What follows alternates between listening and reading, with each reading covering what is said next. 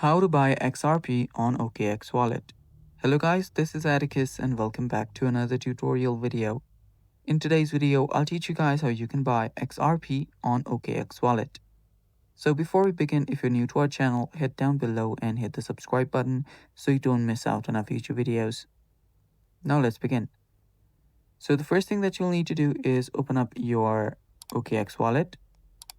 Make sure you're logged in into your account. After you do that, what you'll need to do is simply search for XRP on the search bar. Search for XRP and tap on it.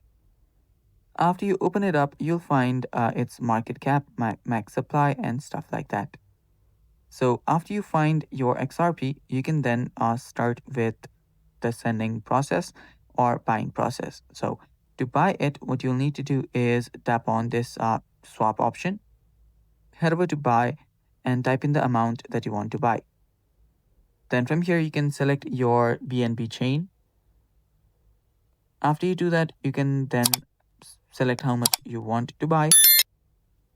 Then after you do that, you can tap on fill balance and you'll have, my bad here, you'll have bought your XRP on OKX Wallet. And that's basically it. And that's all for today's video.